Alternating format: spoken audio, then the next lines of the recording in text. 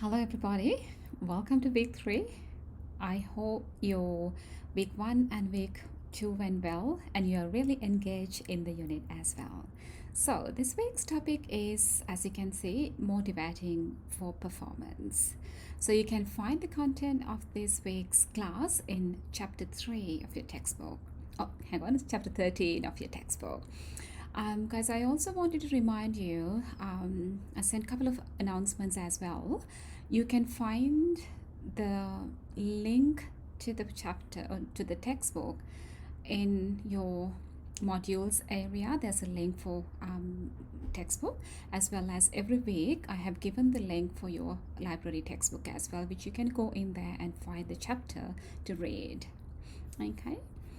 Um, so take a minute to understand or think about, how do you feel at this stage? Maybe going back to the mood map that we looked at in week one, or how do you feel? Do you feel the energy? Do you feel that you're pleasant? How do you feel where you are? Do you feel you're motivated? And also, how do you know whether you're motivated or not?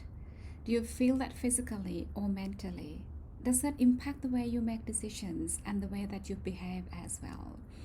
So, employee motivation is such an important and great topic to discuss as well. But the good thing or the interesting thing about that is there are sciences of motivation, because it's all about how individuals behave when they're motivated or when they're not motivated as well. So there's a science behind all these motivational theories as well. Also, guys, just a pre-warning, this chapter has lots of motivational theories, because if I ask you guys what really motivates you, in fact there's a question you can answer to that as well in the interactive slides.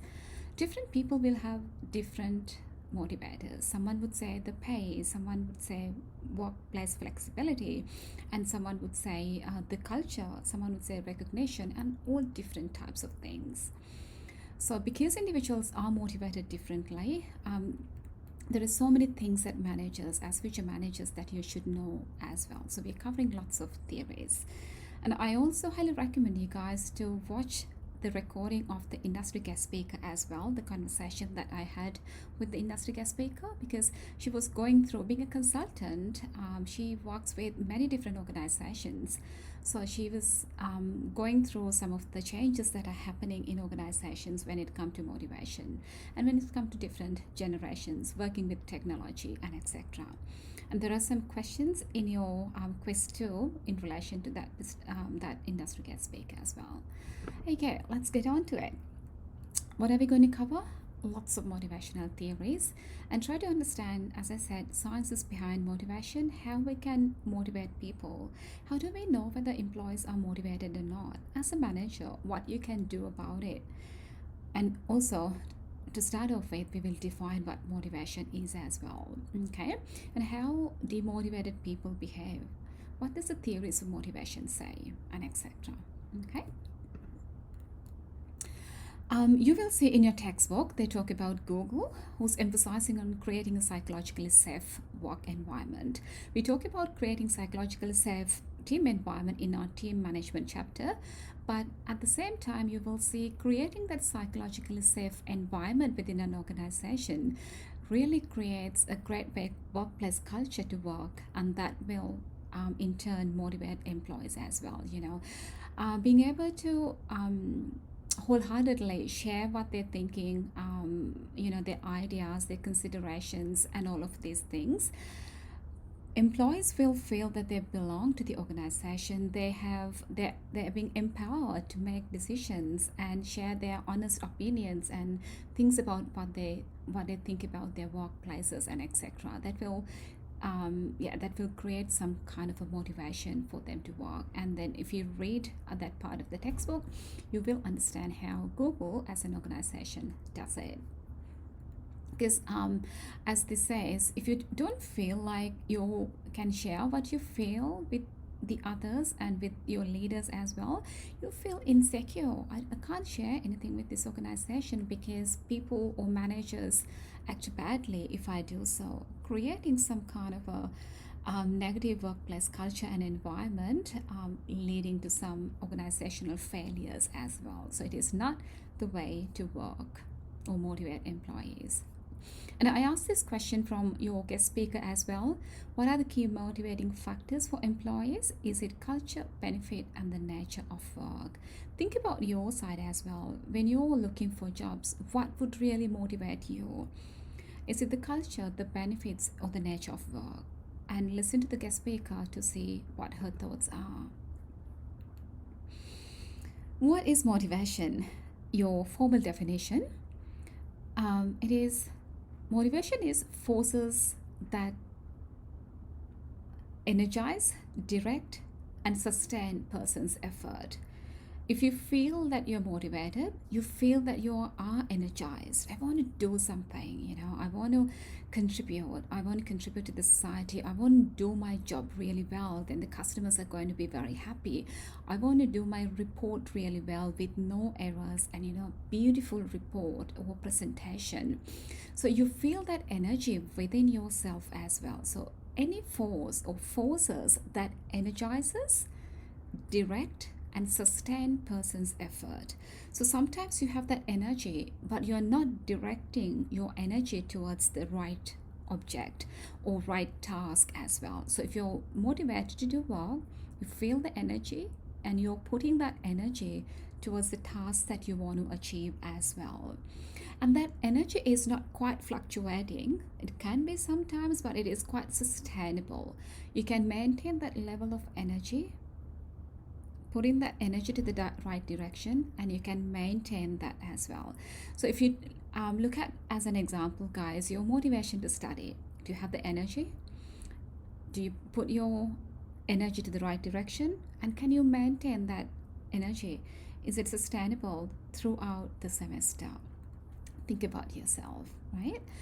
And effective managers want people to stay with the organization. Again, I would recommend you guys to go through the industry guest speaker discussion that I had as well, because I try to draw a lot of industry focused attention here, examples here as well, to see why motivation is important. So join the managers need to make sure that employees have the motivation to join the organization, remain within the organization, come to work regularly, attend work activities, exhibit good citizenship behaviors as well. So we know that high performing organizations, it is easy to attract employees to those kind of organizations. If you look after your employees well, pay them well, create the nice culture within the organization. Remember the definition of management, creating that enabling environment, that is the role of the manager. Working with people to create an enabling environment. So are you someone who would help other employees to retain within the organization, creating that sort of a culture? Or helping them to come to work regularly? What sort of activities, what sort of motivations do they have to come to work, especially in this kind of a hybrid work environment? And sometimes, guys, organizations spend a lot of money and energy and time to organize activities. But if people feel that they're not engaged, they're not motivated, they won't participate in these activities as well. So that's a kind of a signal that you get if people are disengaged, if people are not coming into work activities as well. Exhibit good citizenship behavior.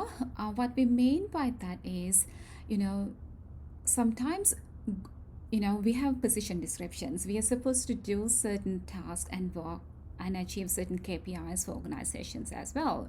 But at the same time, good citizens behave differently. They try to see whether they can do something beyond their call of duty, doing the right thing, being ethical, protecting your integrity, helping other people, creating a supportive work environment as well, creating that supportive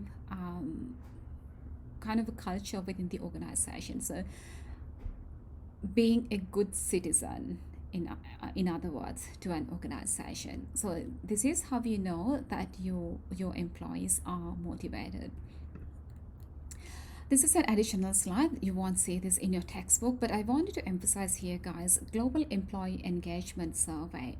These people, Gallup study, they're continuously measuring how engaged employees are in organizations. So, unfortunately, a certain percentage of, so when it comes to engagement, some people are highly engaged, only very small percentage of employees, as you can see here. This is a global study, global score.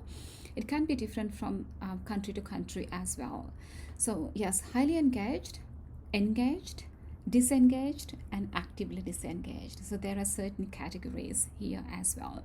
So as you can see, the green line is percentage of engagement. It has gone up a little bit, very little bit, and the blue line is actively disengaged. If you see around 2009, you can see the active disengagement is over 25. Currently it's 19.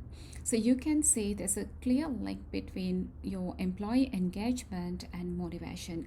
Motivated employees are always try to be a good corporate citizen, as well as engaged and doing their best to perform their job tasks as well. Guys, here are some of the motivational theories, and we will be going through different motivational theories as well. So the number one theory that we go through is goal setting theory. And quite recently, I had a chat to a manager in the industry on a different topic. But we also asked, how do you measure performances of your employees? And the number one that he said was, we set goals, we set KPIs, and we closely monitor them as well. So goal setting theory is one of the very popular motivation theory, because as you can see, guys, you set goals, you continuously monitor them, that help employees to be engaged and achieve those goals as well. Just setting goals is not enough. There are a few things that as a manager that you need to think of as well. You need to get employees participation, get involvement, right, in goal setting process, because they need to see the ownership of goal setting process to be more engaged, and provide constant feedback. If goals are not the right thing, revise them. And you also need to reward good behaviors as well when they achieve goals. And also it is important to achieve, use something like SMART goal strategies: specific, measurable, achievable results based on time specific goals. So you can monitor the progress as well.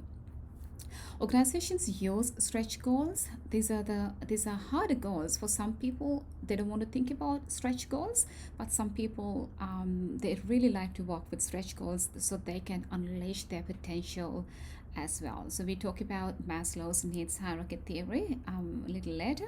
You will see how stretch goals can influence to improve your self-actualization needs as well. I've given an example here. If industry benchmark to complete a hiring process is 90 days, perhaps if you do it in 80 days, it can be a stretch goal for an organization. Also, guys, remember, I think this guest speaker touched on this point as well. When you're setting goals, if you want to motivate employees, you need to really understand what these employees' values are. And trying to understand what bring a meaning and purpose into their work, into their life when they set goals, right? So understanding their values, understanding what purpose that they want to achieve through their job is very important when they're setting goals. So that is why you have to have a really nice connection with the employees to create that very engaging goals. I've given an example here, Starbucks sustainable goals, and if you want to go and look at their website, it'll talk more on that, how Starbucks setting goals in and around their sustainability or sustainable policies. There are limitations in goal setting, as you can imagine. People lack relevant ability and knowledge, especially when it comes to stretch goals as well. Sometimes people may not have enough capabilities, enough abilities as well. So that can be really hard for some employees. So that is why, as a manager, you always need to check in with employees to see whether they're on right track or whether you want to moderate the goals and the objectives. Goals are designed to maximize individual performance, can hurt group performance as well. So, as you can imagine, individuals can work by themselves rather than working as a group when um, when you set individual goals, because they may forget about organizational goals or teams goals when they're really focusing on their own KPIs. So that can hurt teams performance. Social loafing, we talk about social loafing as well. So that can happen, and when you do group assignments, you will see if there's an individual part and if there's a group part. Try to see whether your energy is mostly going towards the individual part or the group part. That will explain you the theory. They can generate or manipulative game playing and unethical behavior, because I try to be better, I need to get the promotion quicker than the person next to me. Those kind of things can create kind of a toxic workplace culture and play politics as well. Okay, this is the second motivation theory. If you need a break, please do take a break. So we'll talk about goal setting theory. Second one is reinforcement theory. So people reinforce good behaviors as well as bad behaviors to achieve the behavior that you want to achieve. And we also talk about law of effect here, guys. Law of effect is basically um, behaviors followed by positive consequences will likely to be repeated. So if you want to get a good behavior, that is why sometimes parents give their kids a chocolate or their favorite snack, because you want to get more of that behavior, right? Law of effect. So if you reward a good behavior, there's a chance, there's a likelihood that these behaviors will repeat, and the other way around as well.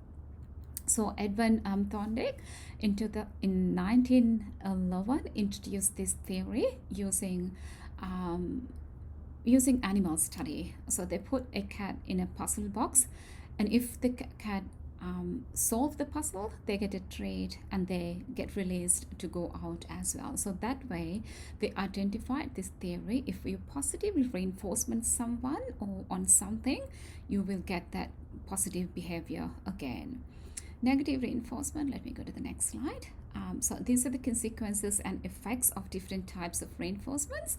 Positive reinforcement, same behavior likely to be repeated because you're positively reinforcing them. If employee is bringing more and more sales, maybe you can increase the commission for those sales. Then you can enhance the required behavior. The second one is negative reinforcement. Again, the idea here is to get more of good behavior. What we do is, if you watch more TV, if you have more TV, I'm trying to get the example right. So if you have more TV time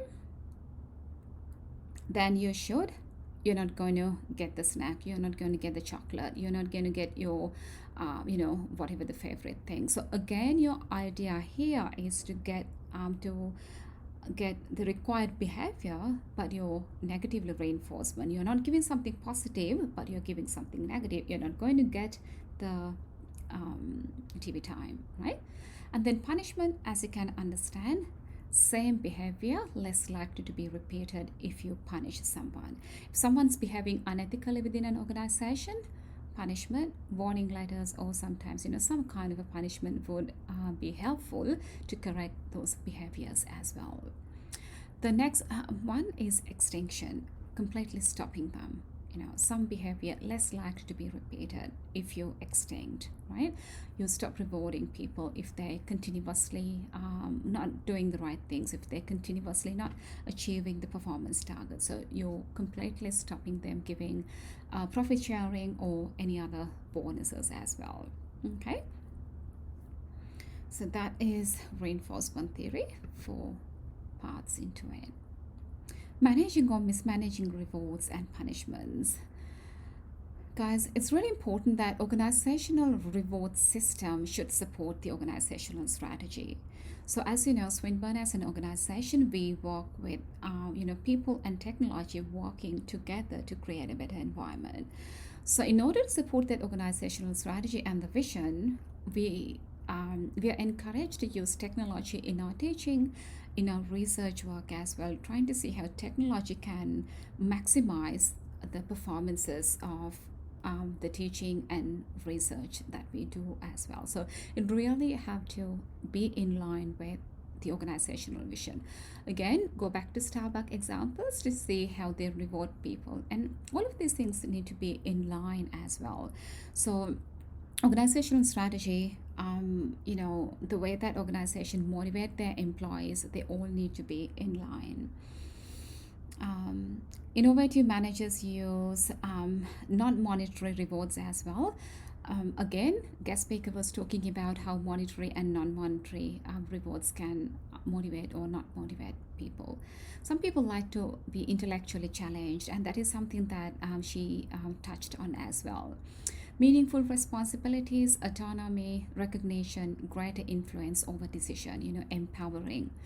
So pause here for a second, guys, and see whether you will be motivated through monetary rewards or non monetary rewards. And whether they have been changing, or do you think that your source of motivation will change as you go? Managing mistakes. Yes, as human beings, we do make mistakes as well. As organizations, how do they manage mistakes? Punishment is appropriate when people violate laws, ethical standards, and safety rules. There are critical performance and safety related impact for you, for the person who's engaging in these behaviors, as well as to the other people around them. So, punishment is appropriate if someone violates laws, ethical standards, or safety rules. What happens if you speed on the road? Good example. Overuse of punishment creates a climate of fear. That's very, very important for you as a manager to know. When you're using punishment, you got to be really careful, and you should not use punishment more often as well, because that can create a climate of fear, and then it can increase turnover within the organization, and again, bad organizational culture as well. Okay, take a break if you want. Here's the motivation theory number 3. It's called expectancy theory. So, guys, what happens here is read the definition, but I'm not going to read the definition here. But there's a formula here, as you can see. Efforts lead to performance, performance leads to outcome. Okay, so what happens here is we believe, or this theory believe, a certain level of effort can lead to performance.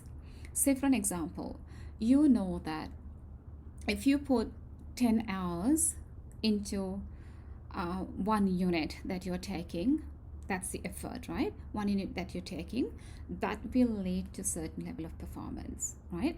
Just then, if you know that your effort lead to performance, then you're happy to put that effort.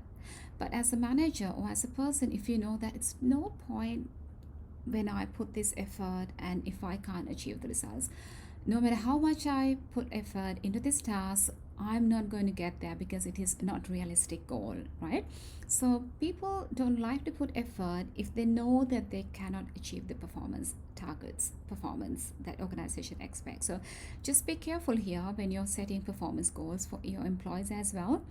It needs to, certain level of effort need to lead to certain level of performance as well. Otherwise, it really discourage employees. Okay, and the next one is, yes, I know that if I put this much of effort, I can achieve this target, and there will be an outcome for that. Either 10% pay rise or promotion, or maybe a free gift to go to free air ticket or something like that. So there's an outcome waiting for you if you achieve this particular performance target. That's great. But something else that you need to think about as a manager is the balance. How much your employee is going to value that outcome? Do they value 1% performance pay increase? Do they value a promotion, or do they value an air ticket, or do they value some kind of recognition? So you need to understand this formula works nicely well together. amount of effort and the performance and the outcome has to match as well, right? If you put 10 hours and if you still can get a pass, just a pass only from this unit, people will be really discouraged, right? So it has to match. All these things need to come together very well. Otherwise, people will be really discouraged and disengaged as well. So, guys, all those theories that I discussed before, let's go through them. So, we looked at goal setting theory, reinforcement theory, and the expectancy theory. So, those kind of things explain us how managers can set the environment. Remember the definition of management, or the second definition of management? Management is all about working with people, working through, um, and creating. Manager's responsibility is to create an enabling environment. So goal setting, reinforcement theory, expectancy theory, you're setting that environment so your employees can perform better. But there's more to level of motivation as well. That's individual thing. It's a personal thing. No matter how much you create that environment, there are personal element to motivation as well, which you as a manager need to understand. So that's called needs theory. In this needs theory, what they say is, guys, there are needs that people trying to fulfill. There's some of the needs can motivate people. Let me go through. Okay, those needs theories are Maslow's needs hierarchy theory. I'm pretty sure some of you guys are familiar with that. Aldous ERG theory, McLaurin's needs theory as well. Okay, let's compare these three theories here. As you can see, there are two lines. There's a line here, line above and the below the line. There are two things here: higher order needs and lower order needs. If you look at lower order needs and if you compare them across these three theories, you will see Maslow's Aldous theory has lower order needs as well. In Maslow's needs hierarchy theory, guys, let me go to the next one. I'll come back to it again. Maslow's needs hierarchy theory explain there are different types of needs that people are trying to fulfill. Some are really basic level needs and some are higher order needs as well, if you as we saw in the previous diagram.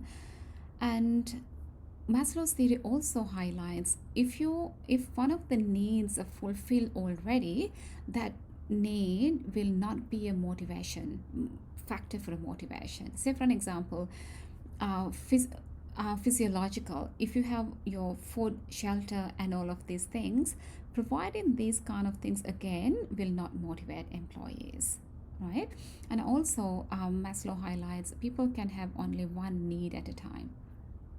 That's just a theory. I didn't say it's right or wrong. That's a theory. So physiological safety needs, you feel safe, physically safe, and when it comes to safety, it could be you're safe to walk in the street, cyber safety, cyber security, all these kind of things do matter. And also social needs, where you feel that you're socially connected with other people. There are like-minded people. You share the values in the society as well. Your social needs are fulfilled, right?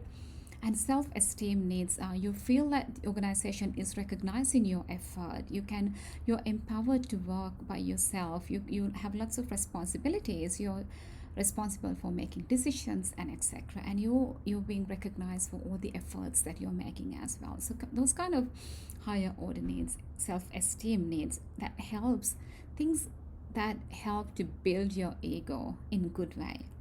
The last one, according to the hierarchy, Maslow's needs hierarchy, is self-actualizing need, which is the highest level of fulfillment. People feel that as a human being, I have achieved everything what I wanted. You're really fulfilled. That's the maximum.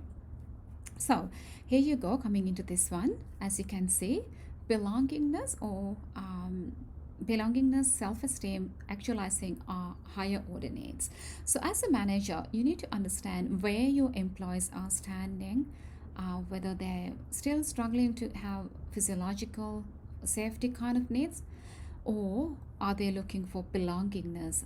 That is why organizations do certain activities, certain functions and etc. to make employees feel that they belong to the organization, to build their self-esteem, recognizing what they're doing and giving what they're deserving as well.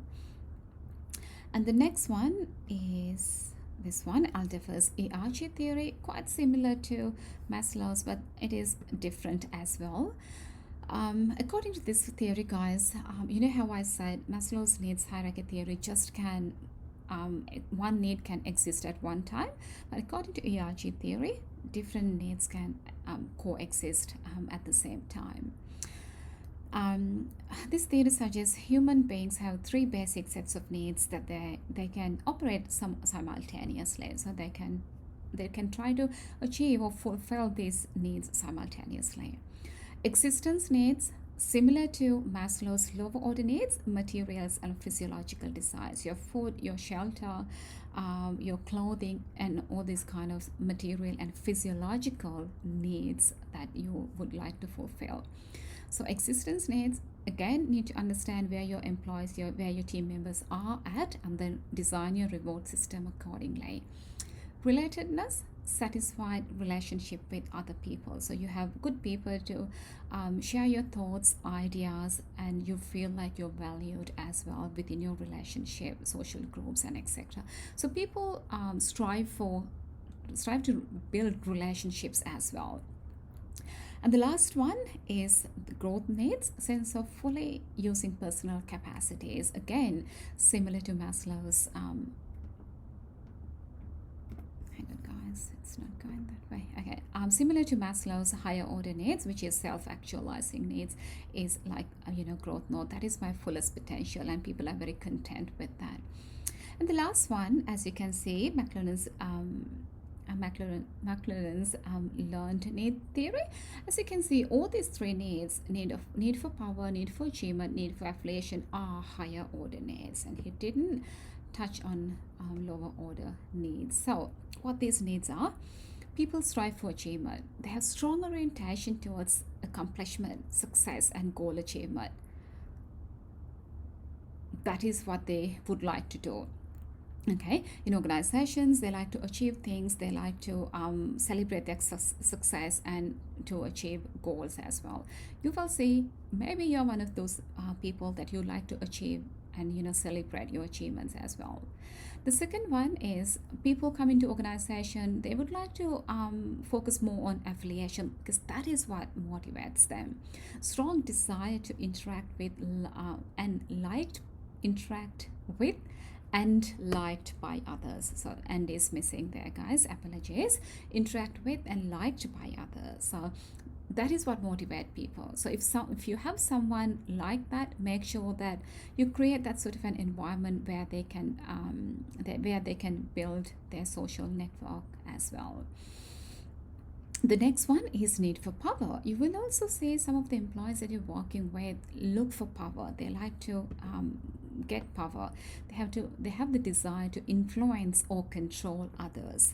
There are two types of powers: personalized and socialized power.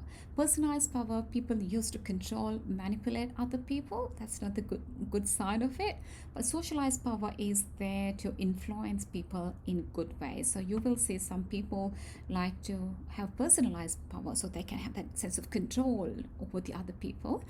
But some people like to have socialized power to positively influence people.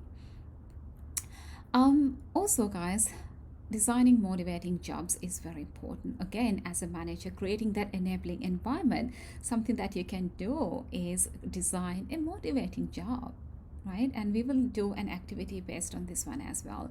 What sort of a job that motivates you? What would you like to do? And what sort of jobs or characteristics are there in a very motivational job? People use rewards. Organizations use reward to motivate people, right? Extrinsic rewards that are given by your boss or the company. They're tangible things: pay, company car, and etc.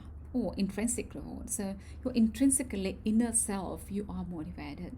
Reward a worker derives directly from performing the job. Say for an example, oh, I feel like I did a great lecture, for an example, right? So that sense of performance give me kind of an intrinsic reward within myself. I feel really happy the way that I did the lecture. That's an example of intrinsic reward. No one said to me anything, I myself feel it.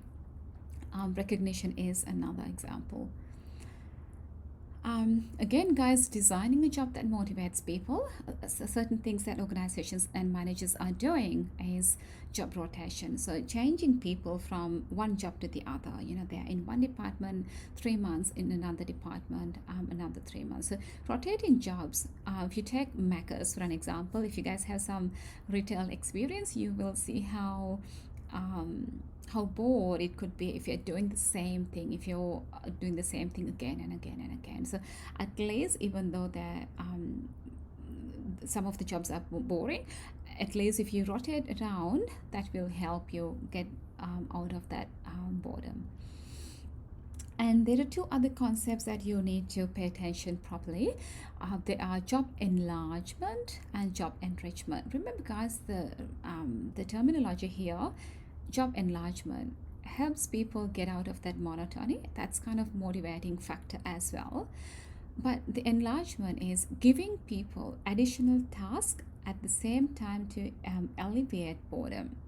So it's kind of at the same level. People get more tasks, but there's no a lot of challenge in doing those kind of jobs. You know, doing the more of the same thing, in other words, right? Job enlargement, it's better because I'm engaging myself. I can do certain things, but they're not, you know, challenging as, they're not rewarding as, they're not meaningful as I would like to. So job enlargement.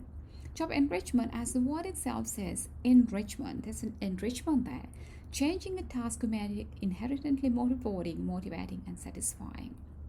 So if someone's doing just a desktop, if that person has to do something else, you know, go and do a presentation to their customers and deal with customer compliance and doing some reports and doing presentations and those kind of things, adding some enrichment to their job. You know, it can be rewarding, it can be really motivating, and it can be satisfying as well. So enrichment has more depth, more meaning, and a variety into the job, and it's something that we need to understand as well when we are designing a job. Okay, take a break again if you want. I'll keep going. Model of job enrichment. So remember, the idea of enrichment is to give more meaning to people's job. Guys, this is a job enrichment model. Remember, as a manager, if you want to create a motivating jobs, this is something that you need to keep in your mind.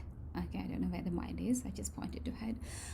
Yeah, you just need to keep this model in your mind as well. So when you're designing a job, make sure that you pay attention to core job dimensions.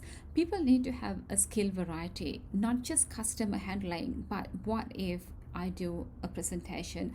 What if I do some analysis? What if I do something else? You know, you something like, you know, engage with customers using your different skills. So skill variety, your task identity.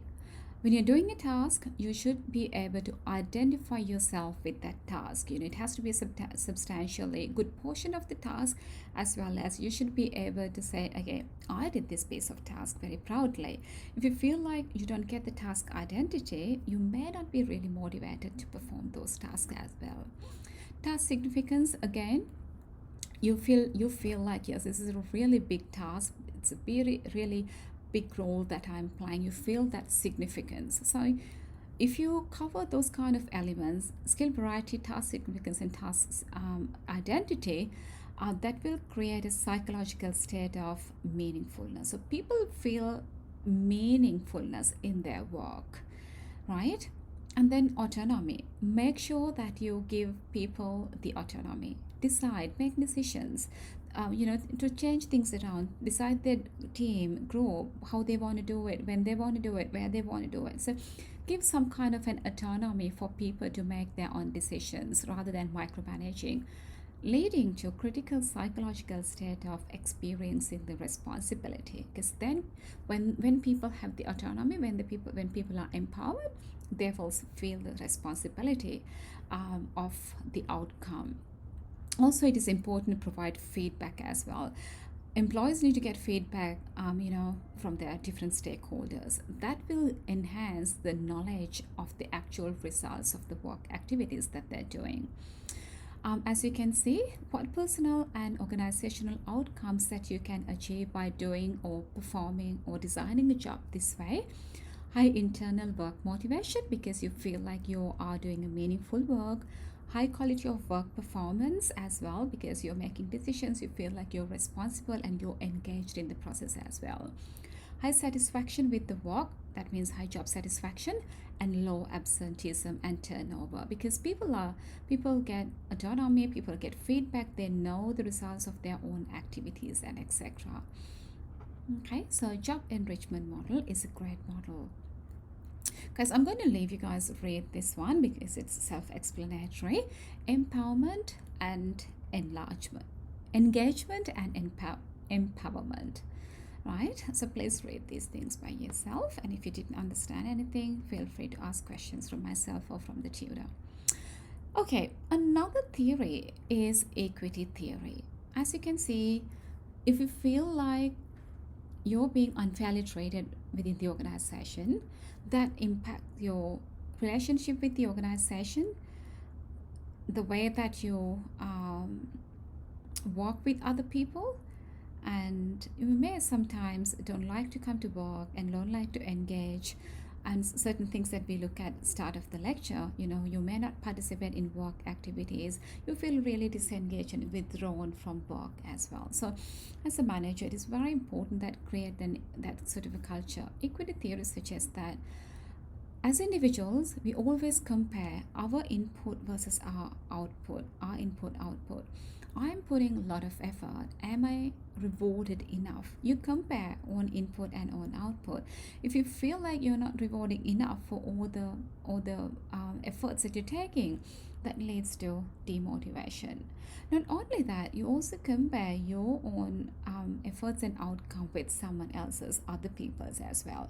I'll give you an example here, guys. So, say for an example, if someone joined the company, A and B joined the company same day and same designation, you're performing same job tasks, and you also have same qualifications, same work experiences, and etc. If you feel like someone B is being treated more favorably than you will feel really demotivated. And sometimes we feel we try to justify ourselves as well. So there are some nice table here, as you can see.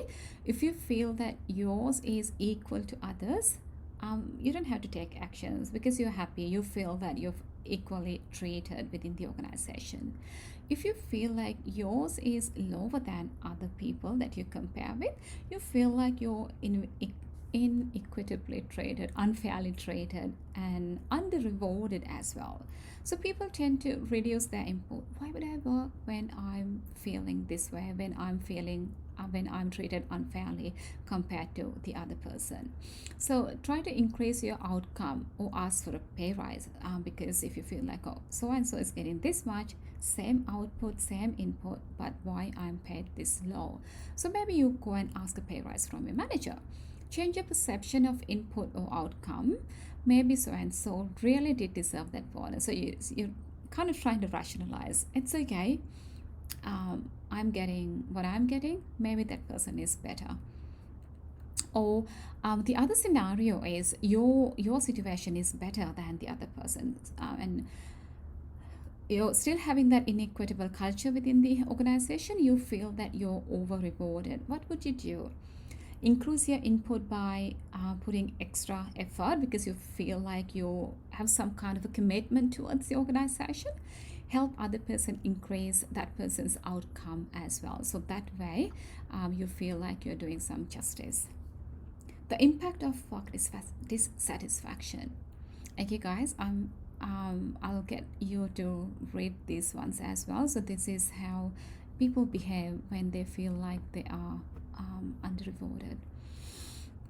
Also, this question we discussed with your guest speaker. Please listen to that as well. How use of technology or not use of technology can be a motivating or demotivating factor. And organizations do use quality of work life programs to motivate employees. Again, if you go through the guest speaker discussion, she was really pointing to the importance of having workplace flexibility, and those kind of things that really motivates employees, especially after COVID. And I've given you some research articles here. I'm one of the co-authors in both of them. So we talk about how it's mindfulness as a concept can increase work engagement. And in the second article, I guess, yeah, in the second article, we talk about how mindfulness can lead to psychological flourishing and then work engagement as well. So and organize one of the articles, the second one, we said, when employees have the opportunity to practice mindfulness as group of employees, that help them increase their psychological flourishing, which means they feel really fulfilled, and then that increase their work engagement as well. um, some of the work life program categories different organizations are using, health and safety, health and safe environment, jobs that develop human capacity, say for an example using job enrichment model, something like that. Socially responsible organizational action, so you feel like as an organization you're contributing to the society. So social you know so, so corporate social responsibility activities, so you feel that belongingness or the purpose of what you're doing as an organization, that will help you motivate as well. A chance for personal growth and security within the organization, creating that secure environment, and also creating lots of opportunities for employees to go up the career ladder if they're ready. So there are a few other things that you can take your head around as well. Also, guys, very engaged, motivated employees build a psychological contract with the organization, which means you have an emotional psychological connection with the organization. You talk really high about your organization. You feel you're really committed. You feel you're really engaged. So you have a very positive psychological contract. It's not something that you sign, but emotionally you're very engaged. You're very respectful for the organization and all the opportunities that the organization has given you as well. So this kind of organization, if you and your organization has a very engaged, very motivational culture within the organization, these are the very high performing successful organization, because when you have high psychological contract between you and the organization, there's a tendency that you go beyond and you try to be a good corporate citizen, going beyond your duty of call to perform for yourself and for the benefits of the organization. At last, guys, this is the review. These are the things that we discussed.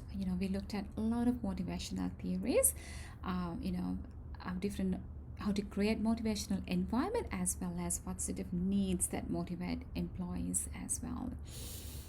So take a minute to read this one and to see whether you can kind of remember some of these as well. Next week, we will be looking at communicating, chapter 15 of your textbook. All right, I hope that you've gathered some insights about performances. It's always good to check in with you to see how much you're motivated, what motivates you. And as a manager, guys, always remember what motivates you may not motivate other people. So it's really important that you have a good relationship with other people to understand what motivates them. Okay, thank you, guys. I'll leave it at it.